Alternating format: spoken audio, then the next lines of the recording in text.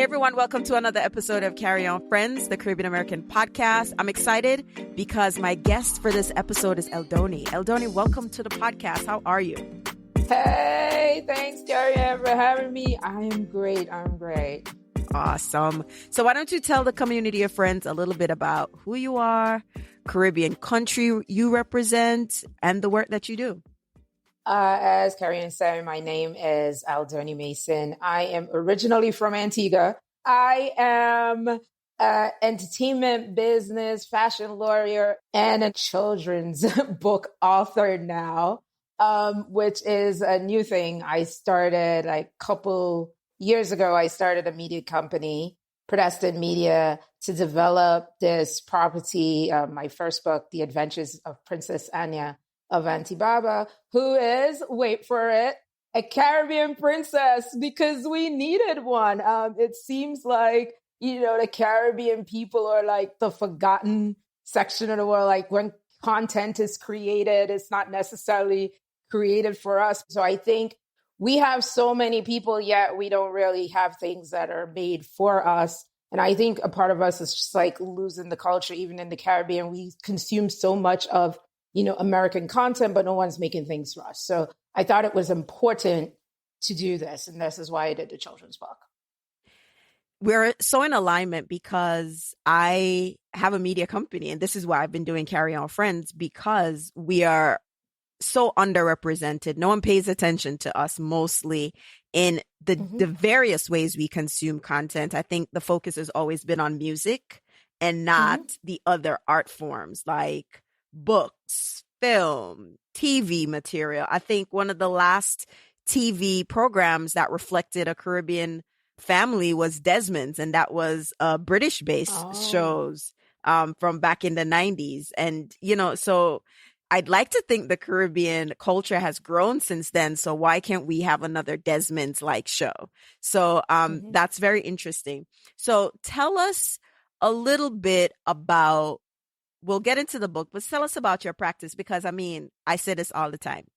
You can either be lawyer, doctor, nurse, banker, and you did the lawyer route. So I guess your mom was proud, right? So yes. You know what? When I was hanging out in Antigua at 11, I was like sitting out in Antigua going like, man, I want to be a lawyer. But I didn't want to go to England and do British law because I took that at A levels and thought that was like so boring. So I said, you know what? I need to be a lawyer in America. And so I came to the US at 18 with the goal of like, I wanted to be a lawyer. I'm the only lawyer in my family, for the record, like the only lawyer. There's no auntie, uncle, cousin, 10 time removed, nobody. I'm just like the only lawyer hanging out. I just wanted to be one. So I came to the US at 18, knew I wanted to be a lawyer. At 19, I was in college. So I got here in like 1998. By 99, I'm in college. 2002, I'm graduating from college because I put myself on the accelerated track because I was like, I already went to A levels. And back then they didn't understand the credits. So no one took my credits. Man, girl, they give me 12 credits for the 2 years I spent in A levels. And so then I was just like, no, I can't be here for 4 years, people. And so I graduated 2002. Went to law school in 2002, and by 2005, at 25, I was a lawyer. So just like fast out a short space of time, right? When you come to America, you come on a mission, right? I was saying, I'm going to come to America for mediocre, right? It came on a mission, and I was like, I'm on a mission. I'm going to do this lawyer thing. I'm going to be a lawyer, and that's it. So I came total tunnel vision focused. I got here at 18, and by 25, I had my law degree. And I was a lawyer. And, from there, I actually did some litigation in South Florida because I went to law school in Miami. And then I wanted to do entertainment, which is kind of dovetailed to why I have a media company, because I wanted to do entertainment. I moved back to like the New York City metro area to do entertainment because it wasn't really much going on in Miami at the time. And I ended up with people telling me like, oh, well, you're good, but you don't have this experience, or you don't have this, you don't have that. And this was around 2007, just before like the market was going to crash anyway, which we didn't know it was going to crash then. But again, we Caribbean people, we don't come to America to be mediocre or waste time. And we're not asking for a handout. We're just asking to have the same type of opportunities that's afforded. And when no one wanted to give it to me, what did I do? I hired myself. I started my own law firm. Like, forget you people. And hired myself and started practicing entertainment law. And I actually posted about this on LinkedIn this morning, because sometimes I like to tell people this story, right? To show like how you could come from the least expectant background. And especially like when you're coming from the Caribbean, first we get the culture shock, right? And then no one could understand what we're saying. So you end up like developing, adapting some kind of accent, like, which is why I talk like this. It's not because I can't still talk my dialect, but people were like, what are you saying? And I got tired, man. I just got tired of trying to always explain myself. So I speak like this for the general public. And then if we're shooting the breeze later, Carrie-Ann, you know we're going to drop off, because just get tired sometimes. Me know all too well how it go, because, you know, that again, another similarity. I've been a paralegal litigation support specialist for many years. So I've been in the legal industry for a long time, maybe around the time maybe you were graduating from law school, since 2003. And I remember one of the associates at the firm said to me, Carrie-Ann, is someone extra stupid because you call them chupid instead of stupid? And I was just like, but she was making fun because, you know, she was like, but I didn't even realize that I said chupid. And I realized. I know, because sometimes it come out. Yes, it does. Just, but you know, it just come out sometime, and they look at you, you know, that's funny, but they go like, are you speaking another language? I'm like, yes. Well, I've done a good job of like keeping it on the down low. But whenever somebody at home calls me at work and I go into it, that's when the chairs spin. I was like, what did you just say? You know, but it's all good, because I met one of my best friends from law school, this guy. That's how we met. We're at this minority law student thing, right? And we're there. And my little sister was living with me at the time when I was in law school, and she called me. And so I stepped to the side and I went off like, woo! And then he stopped and he goes like, you're from Antigua. I'm like, yes. He's like, me too. And, you know, from that moment, we have been friends ever since. I think that was about like 2002. Yeah, when I just got to law school, and me and him are like friends ever since, because he was like the only other Antiguan I could find in law school at the time. And then we had another girl that came, and she was in the first year. We had like one Antiguan in first, one in second, one in third. We felt so proud. You know, you Jamaican fellows were like all over, but Antigua people, we're far and few between. We be like, oh my gosh, lifelong friends when we find one. No, but I think language is that signal. Like whichever Caribbean country, if you're in a place where you feel like, okay, there's not a lot of us, but you hear a hint of just something that is so Caribbean, you perk up and you start looking around and you're like, all right, I'm going towards this person because my peoples are over here. So language is that signal, and it's, you know, it's the bat signal, like it's we over here. Crazy. Yeah. And then you drop up and you notice, and I'm sure you've done this, you're at some store or something, it could be the clerk in the store, and you just pick up their accent, and then immediately you drop out and you start talking to them in dialect, and everybody's looking at you guys like, yes. It was a beautiful thing. Yes, it's that inside culture thing too. So language has that amazing ability. So talk to me a little bit about entertainment law and what that life is like. And were you side hustling it like a true Caribbean person that work as a lawyer and doing a book on the side? Like, what was that? Okay, so I've been a lawyer for like 17 years. Oh my gosh, I just dated myself, but it's all good. We don't crack. So the whole entertainment thing, being an entertainment lawyer has been a wild ride, because as I said, it's like people like me are not in that space, and you don't have a lot of Black entertainment lawyers, and you don't have a lot of Black lawyers, period, much less to Black entertainment women lawyers. Hey, so I had to fight to get into that space in terms of like not taking no for an answer. Hustle, because we Caribbean people, we hustle, become creative.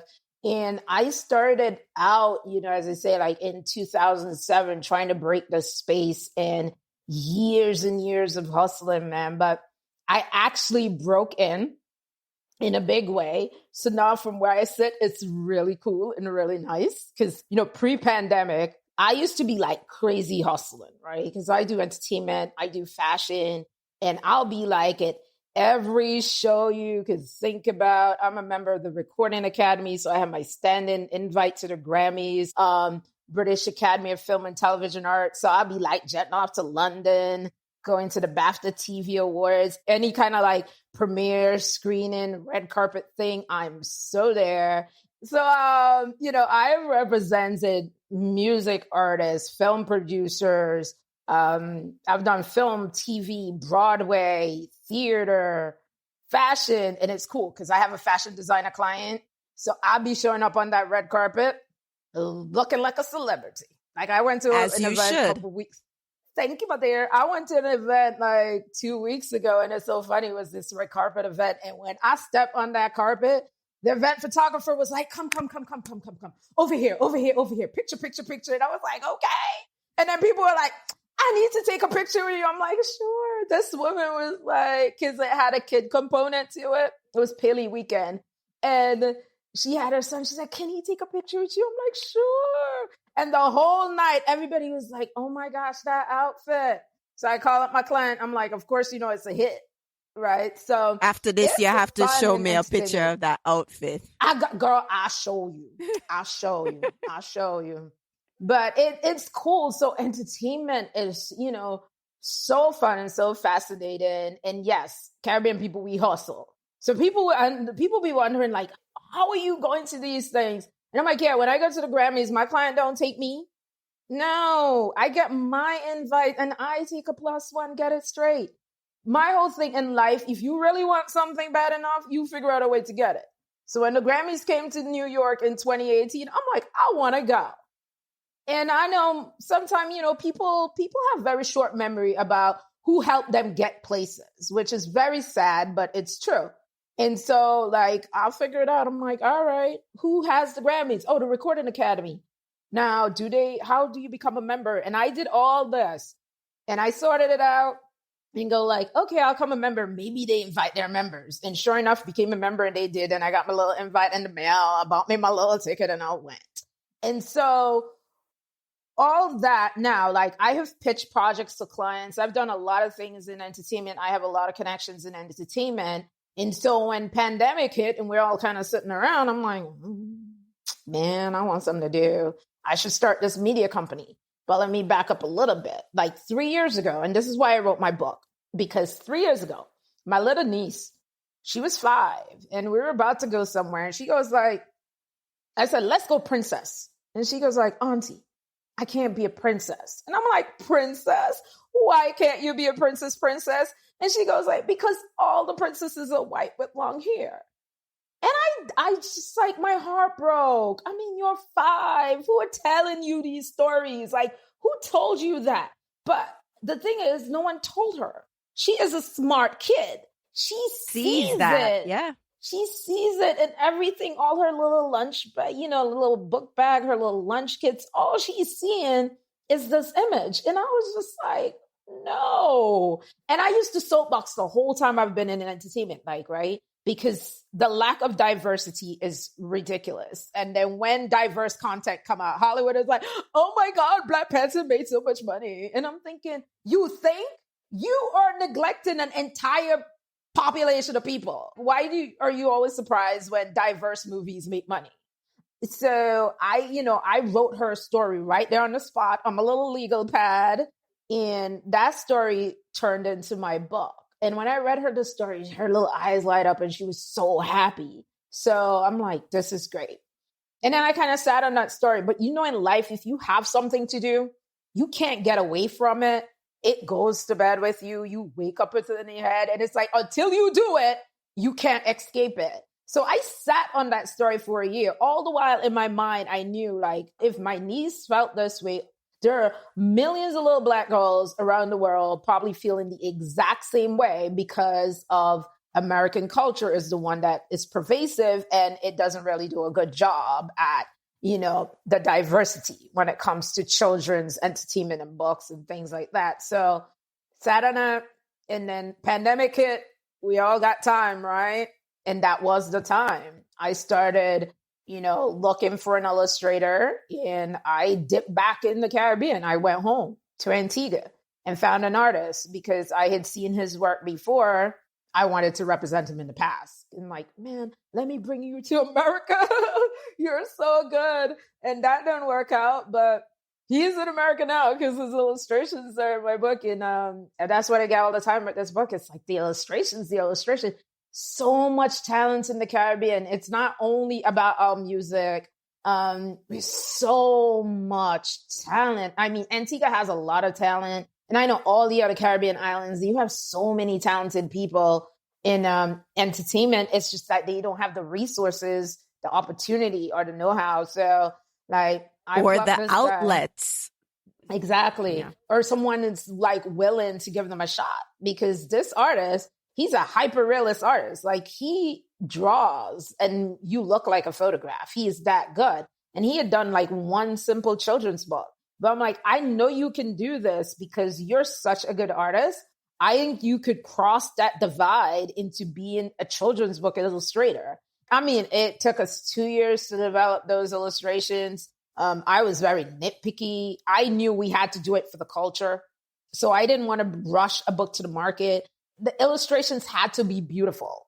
They had to look beautiful, because I'm thinking I could merchandise this, which I did. I have like book bag and lunch kit prototype that I'm working on t-shirts. This is like a bigger vision. I have this vision of going to Antigua and like building like a Princess Anyah Adventureland on Antigua, so we could have a theme park in the Caribbean where like all the other Caribbean islands could come, because why not, right? Yeah. Why not us there in the Caribbean? Why not our culture on display? It's not all about just the beaches or the hotels. We have so much more we could offer. And so like I envisioned something like really big, even for my media company, of having like a Caribbean outpost in Antigua, of building like a performing arts school. Because I've taught like music licensing and copyright and teaching them about like things like that. And why not? Like, entertainment is the one industry that makes like insane amounts of money. Entertainment and sports. Like, for me, I could see like all Caribbean people should play some kind of sport. Like, that should be like at the top of our list while getting educated, because that will help bring notoriety and fame to our country and help lift our people up, a lot of people up out of the Caribbean, out of poverty, through sports and through entertainment, because those are the two aspects that make a ton, like a sick amount of money. I'll be sitting there going like, how many years I spent in law school? How long did I study? And you got some TikTok person like out there just like made my salary in a day. You see what I'm saying? Basically, right? no, I know what you're saying. Part of this conversation is that I'm in media, but in a different way as a content creator and, like doing podcasts and stuff. So I see it, but also while I'm not a lawyer, being a paralegal and litigation support, you understand that landscape and the possibilities that exist. But it's also for us to get savvy about what the options are, how to protect our IP and all these other things. That it's one thing to create, but we want to protect them. And I think there's a lot of conversations, maybe for a different show, where we see Caribbean culture and there's no worldwide, international intellectual property, protection around stuff that is inherent in our culture. And so we see other people take it and then it's tropical house as opposed to being dancehall or reggae, or, it's something else. So I love what you're saying. It's real that you can go viral and you can all of that, but what are we doing to protect ourselves? So I love that you said that. Yeah. And that's the thing too, which is why I was like completely situated to start a media company. Right. And of course, broke my own deal because I have a publisher. Yeah, I have like an administrative publisher, right? Which is something that happens in music. You could have an administrative publisher. So my publisher, I sent them manuscript completed with illustrations, everything edited, done. So their goal, like their task was to format my book, bring it to market, handle the distribution, and collect my royalties. So when I did my deal with them, guess what? I'm like, they're telling me, independent authors don't really sell more than 100 books. I'm like, yeah, but I got something special and I believe in me and believe in myself. I'm brokering a deal with you where I'm paying you your fees up front. I'm keeping 100% of my copyright and all of my royalties. And all you're doing is just handling the administration of my book for me, because I ain't got time for that. To be running around the world, because my book is literally available worldwide. When I Google it, it's so hilarious because I was like, I see it on an Italian website, on a Japanese website, Taiwan. I had a sale in Germany. You thought I would have sold like 100 books because I had a party because my book is only in English. And I'm like, who's the German person buying my book? Thank you. Hey! It's like, look me up, So I think it's so important. Like, you could be creating content, but a lot of the times, even our Caribbean people here that are creating content don't even realize, like I always tell the music people, and I always tell people all the time, who owns the copyright is the people who make the money. Copyright lasts for your life plus 70 years. I have clients that have music catalog, and, rest his soul, her husband died, but she is going to be collecting money for her entire life because he had a co-writer. The co-writer is still alive and kicking, right? So if that co-writer doesn't die until he's like 80 something, and her and the co-writer are about the same age, the copyright doesn't start to run until that person dies. So you're talking about, you could create legacy for your family where you collect money for your life. You pass it on. Your children collect money for their life and their children's children. I mean, you could potentially see copyright on a particular thing could last like hundreds of years. It all depends on how many writers on it, how long they live. So the knowledge is the power. So you want to be in media and entertainment. I always tell people, it's your business to know your business. I don't care if you're acting, you're in music, you're in like film, you're producing film. Whatever piece of copyrighted material you're producing, you better understand how it works, or else everybody else will be making money but you. And it happens a lot in music because none of those people understand how music make money. I can't tell you how many times I have to sit down and break it down for people about how you go about making money in music, which could be a whole nother conversation for another day. But all I'm saying is that you need to understand how that stuff works, or you'll never make money. And thanks for that, because that's the grounding for future conversations, because my sister and Michaela of Style and Vibes, we love music. So we talk about this all the time.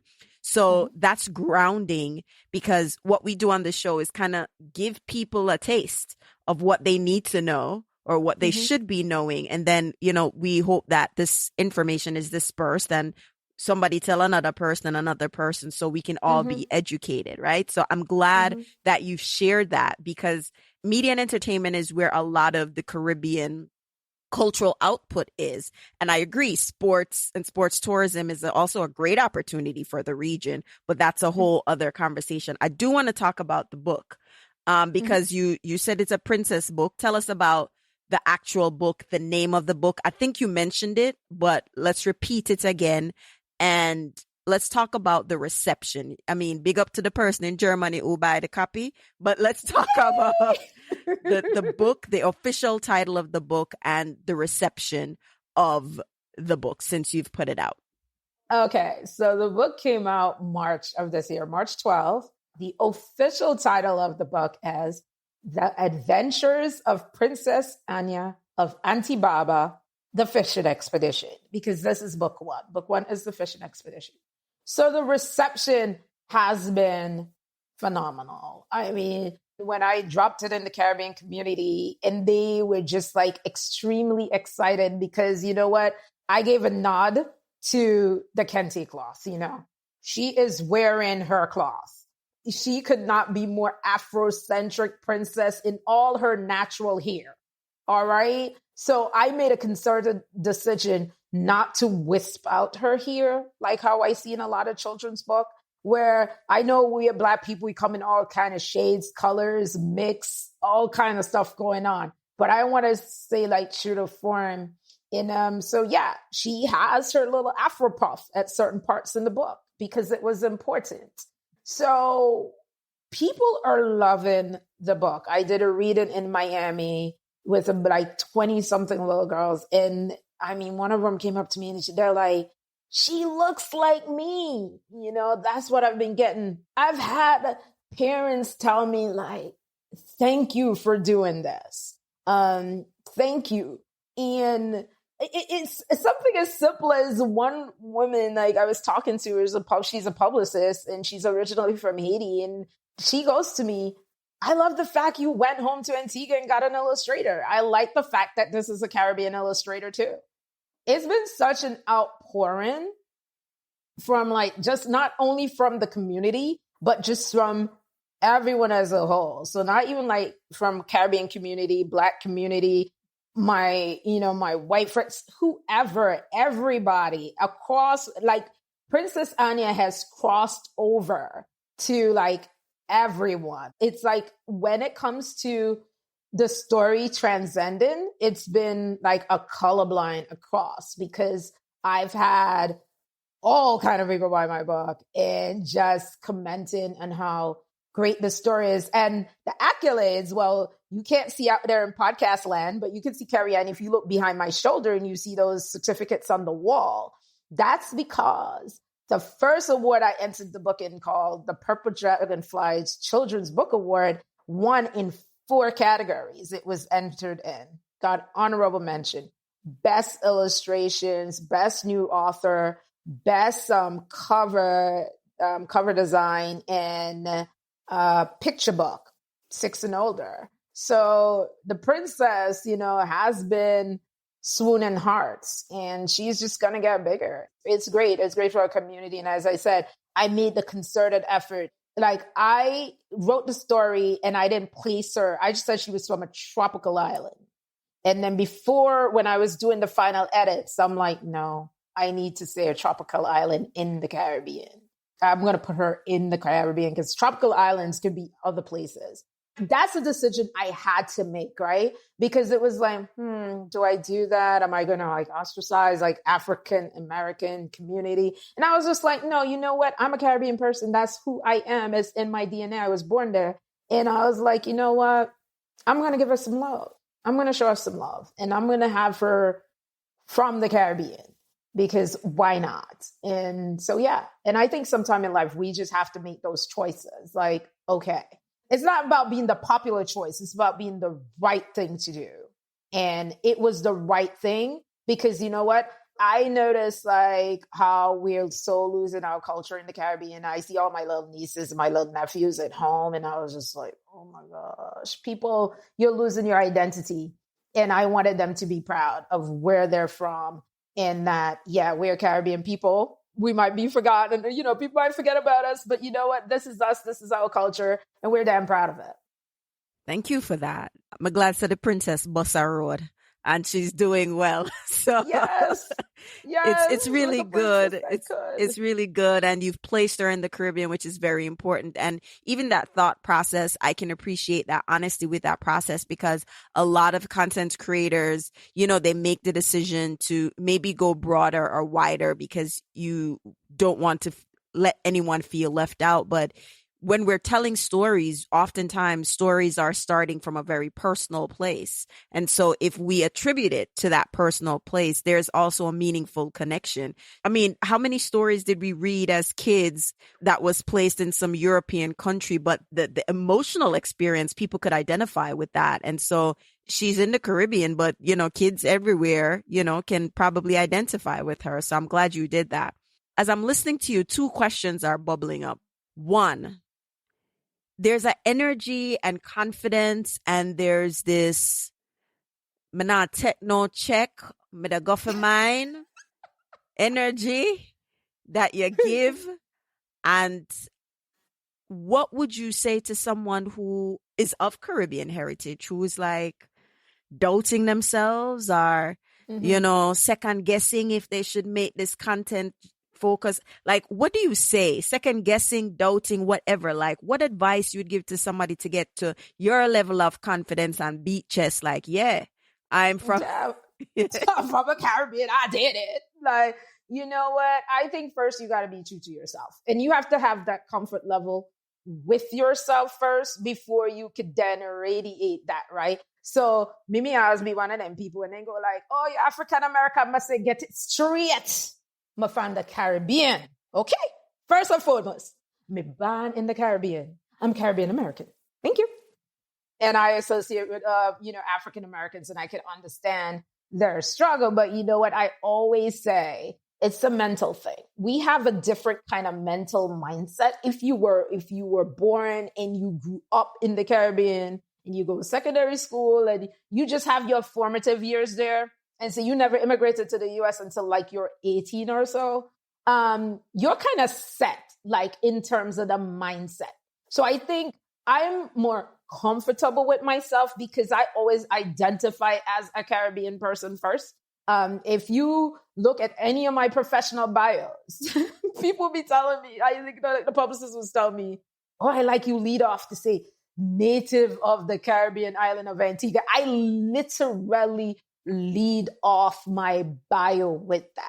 So I think, to get to the point where you say, I'm going to create my content and I am going to be Caribbean centric and I am not going to hide the part of me who I am, which I think a lot of Caribbean people, when they get to America, they kind of leave that Caribbean heritage behind and they associate with oh, I am an American. And yeah, I am like a naturalized citizen, but I think they do such a disservice to the Caribbean because I know like there's so many Antigua people and then I'll be like, I was on some website doing some research the other day, and I noticed there's this judge that's like the chief judge somewhere in New York, woman's from Antigua. I was like, okay. You know what I mean? I don't know. It's like, it was in her bio right at the top. So I was like, hey, my sister. But I think that unless you can feel confident in who you are, you're not going to be able to create that content. Like I was confident in who I am Antiguan, but I had to make that adjustment to like be comfortable to put the princess there. And then I said, you know what? This is my identity. This is who I am. For me to not put her there is like to deny a part of me who I am always going to be. And it's just like, I feel like when we're in position to have a platform, right? And we can impact so many in a positive way. I think sometimes we have to make that hard decision because we're in that position where we could, impact the culture, impact lives of young people coming up. And I think it's like, you get to that point, like, are you willing to take up the mantle? Sometimes you got to walk alone, but you're not doing this to you. You're doing this to like, think about all the positive. Right now I have one of my nephew's mother is a teacher and she's in Antigua. She's going like, okay, we have all the government schools and I'm going to get your book for all the government schools. And then we have these teachers conference in the Caribbean and I'm going to start hitting up my teachers in like Trinidad, in Barbados, in different islands and tell them about your book. So you see, look at how this is going to impact those kids now. Because she was telling me, yeah, we have books about princess, but of course, all the books about all the princesses are white in the Caribbean. And they don't have a book about a Black princess in the Caribbean. And even if they had one, she wouldn't have been from the Caribbean. So by me taking that mantle, you see, this is what you got to do. You got to think about, it's not about, oh, yeah, who might be slighted. No, you're think about the bigger picture. What are you going to do for your people, your country, your island, and who have so little, right? They don't have anything. But in the Caribbean, who's created our content? It would have to be us here in America that's going to create something that we can then transport back home for them, which is why we need to do it and do it right. And don't cut corners. Thanks for that. The other question was, and I think you may have answered it, about going out and fulfilling that dream or, going out and doing that thing that you desire. So I'll flip that a little bit. What advice would you give to anyone considering going into one of the creative industry, right? So your book, we have a lot of people in the music, film, even if you're doing a video on YouTube, podcasts, whatever, content creation, blogger. What advice would you give to anyone in these creative industries? Okay. Know your industry. Whatever industry you pick, know your industry. Because I think that is so key, right? Know your industry, know the players in your industry, know how your industry works. Pretty much It's your business to know the business. Plain and simple, right? How is it that there are a lot of people creating music, but they don't know the Recording Academy exists, or they don't know how you get nominated for a Grammy? Yeah, people Hold on, might give hold on, Grammy. hold on, hold on. Mhm. We're gonna save that whole Grammy conversation because we talk about that. Like Okay. you need to be a member and vote for your own song. But anyway, but that's Okay, but that's a good. I love that you said that because I don't want to get to. I want a separate episode for the music because I Okay. feel like there's a whole gospel you can preach on that. So Yeah. so Okay, so know the what I'm saying, industry yeah, and you have that is your first and foremost thing. Like, you have to know whatever you're gonna do, know the industry, learn the industry, because then you can navigate that industry and leverage. So the music people, if you learn how music works, then you know how to position yourself to leverage. Like for books, right? I came into the book space only on the lawyer side, but guess what? I went and learned all I needed to know about like children book stuff, and what I didn't know, I pay somebody to tell me. Yeah, people, don't be afraid to like spend money and invest on yourself to get that knowledge if you don't want to sit around there going out and looking for it, hours and hours. So I had a consultation, a marketing consultation with my publisher who told me about these book awards. Then I go and apply. So that's it. Whatever creative space you're going to enter, you need to learn it. You need to know something about it. Just don't jump in, start creating videos. Okay, all right. But what are you doing? Like, how can you then transport this and monetize it or move it? Like, you have to understand how these industries are working. So then you can move. Listen, we Caribbean people, we're not trying to be mediocre. If you don't know the business, you're going to be mediocre, because guess what? You're not able to like pivot and move forward or just position yourself because you don't know it, right? So if you learn it, you could position. Because remember, my story shouldn't have happened according to people. But guess what? I move with the biggest players and shakers in the industry. I'm in those rooms with I look across, I see I went to an event one time, a lady sitting next to me is the VP of Showtime's communications. And I look across and I see the Disney guy, and I look across and see another guy, and I'm in the room with the C-suite people. How did I get there? I learned my industry. And then I pivot like crazy and leverage. Like I get into one area, I'm gonna get into one trade group. I'm like, ooh, I can go. I'm like, hey, if you're into this trade, you can let me in for your trade. And they let me, and I was like, ooh. And then I use that one and I go in the other one. But guess what? I wouldn't be able to do that if I didn't know how the industry worked. And the players, know your industry. I think that's really, really good advice. Know who the players are, who are the movers and the shakers in your industry, no matter how big or small. And like you said, it's a game, and you have to know the rules of the game and the players on the field. And yep. There's nothing else to say, but this is a great episode. So before we close out, tell everybody where they can find you. Okay, so you can find me, I'm on Instagram. Oh, Lord, help me with that platform.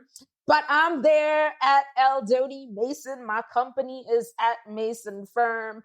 Facebook, Eldonie Mason. The thing is, thank you, Daddy. I have a very unique name. I am the only me. So when this podcast is posted and you see my name, don't worry, you Google me, you find me, because I am the only Eldonie Mason, original, never imitated. They try to be like me though. It's all good, right? So you can find me out there on social media. And I got to plug my book, right? So you can find my book on Amazon, Target, hello, Barnes and Nobles, Walmart. Yeah, girl. I was like, whoa, everybody's carrying my book. Thank you, Jesus, for the blessings. And if you Google it, no matter where you listen to this podcast around the world, you could get that book ordered and to you, because it's either on one of your local website, or you could just go to Book Depository and they will ship it anywhere for you in the world. Yeah. Awesome.